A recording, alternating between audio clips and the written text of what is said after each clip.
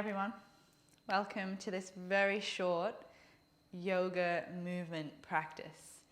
This is something that I would do if I was kind of rushing in the morning and I only had maybe 10 minutes, if that, spare to get some movement happening.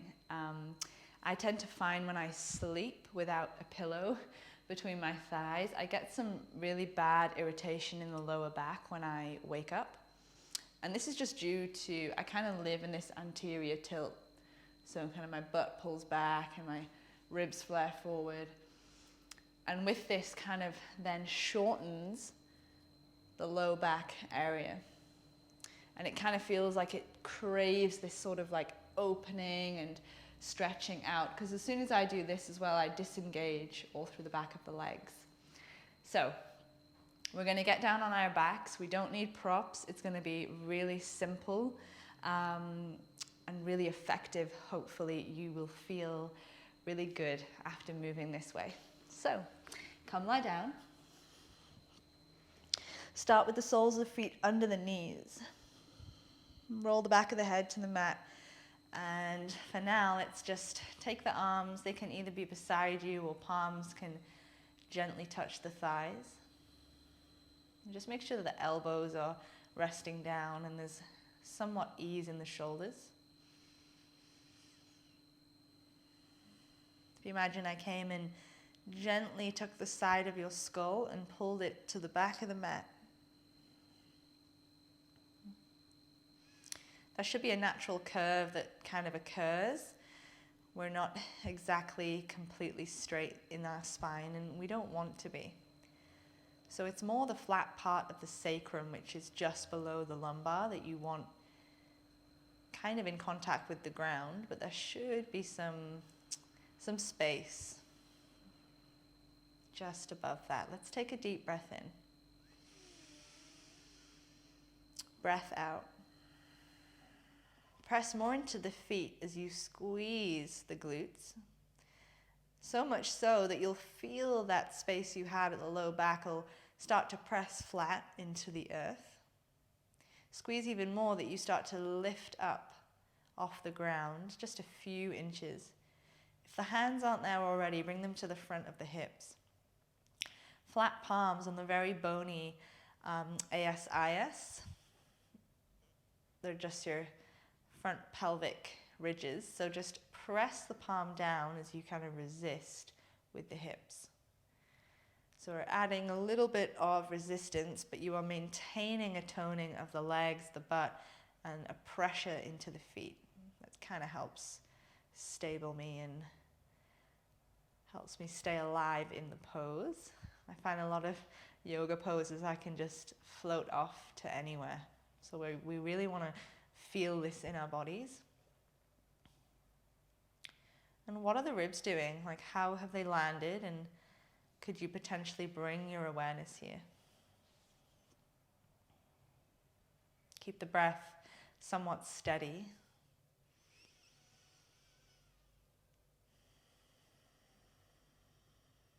And still this state of being quite natural with the breath. There's no force.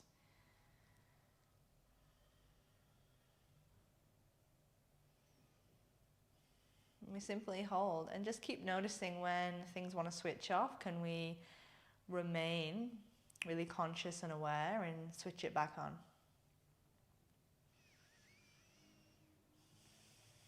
Take one more breath. Nice. Segment the spine down really slowly. And come back to what you found when you had the sacrum flat, space at the lower back, and the skull is pulling back. Keep the hands where they are on the hips, but tabletop the right shin. The right knee now floats above the right hip. Pull back the right set of toes so they're really alive in this flexed position. Nothing else moves. Place the right foot back down, and then we're going to take the left leg up to tabletop. Hold for a moment. Just see what may be adjusted. And left foot comes down. Really slowly pick up the right foot. With as little movement in the other side, we switch. So you might need to kind of squeeze on the opposing glute to the leg that's lifting. We'll do that one more time. Just bring the right leg up. And then the left. Good. Both feet stay down. Bring the hands behind the skull. Pull the elbows in. Breathe in. And as you exhale, come off the shoulder blades. Now for me, I don't have much movement in the spine. It doesn't allow me to come really far off. But my intention is shoulder blades are away from the ground as much to my capacity. My elbows hug in, which just allows and assists with that. Just like we did with the shins, we're going to lift the right knee up, tabletop. Put it back down. Left foot tabletop. Put it back down, and then inhale the shoulder blades lower. Exhale, come back up. Right leg tabletop. Exhale, release. Left leg tabletop. Exhale, release. Inhale, lower. Exhale, come up. Right knee. Exhale, down. Left knee, inhale. Exhale, down. This time stay. Reach your arms in the same direction as the knees. Spark the fingertips. Lift a little more. For 3, 2, peel the spine down and reach the arms up and behind you, nice and slowly. Hands might land, they might not, depending on the shoulders. Can you reach the fingertips back more? Straighten the legs and point the toes. So imagine someone grabbed the feet and grabbed the hands and was just pulling you in opposing directions. This is where I like to take a really deep breath and soften completely as you exhale. Roll over to one side.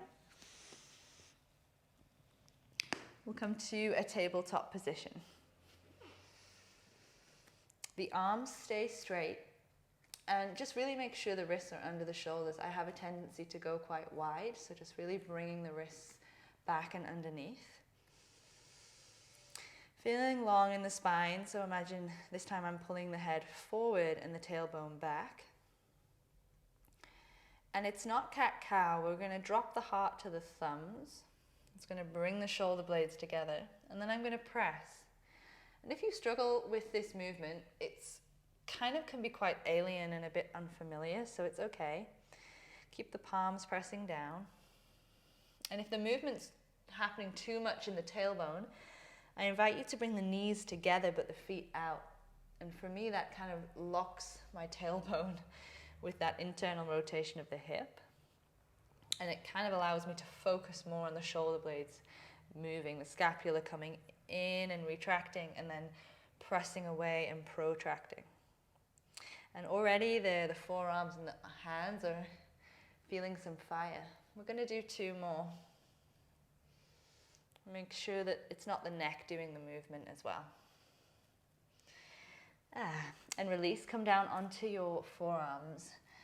Elbows somewhat under shoulders. Your palms might flatten, but they might not, depending on your bone structure. So fingertips and palms can press in a prayer shape in the middle.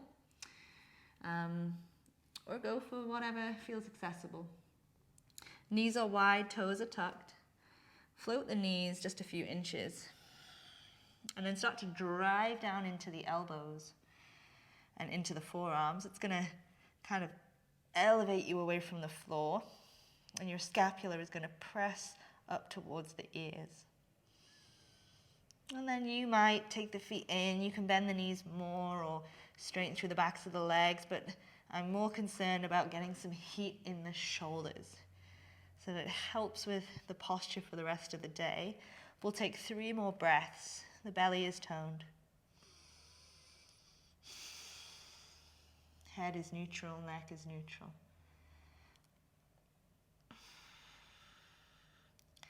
With intention, delicately, knees land down. Let's take the knees wide, untuck toes, child's pose. And then this is a nice place just to land with the breath. If you want more activation, palms press firmly so that the elbows lift maybe an inch from the ground.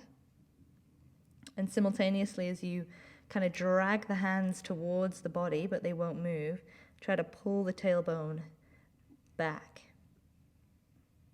Or even press the palms forward and the tailbone back. And those actions will feel different. Or you can surrender and soften the elbows, gentle bend in the arms, and let the forehead completely relax.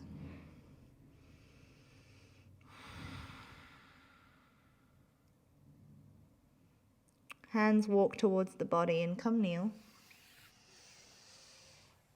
Do a few shoulder rolls. Check in with the posture always. Head over heart over hips. Sweep the arms, inhale, widen up. Hands to the heart space. Chin to the chest. Thank you. In honoring this short movement, you can add on to this. You can use it as a warm-up. You can use it when you are in a rush. I hope you enjoyed. Thanks for watching.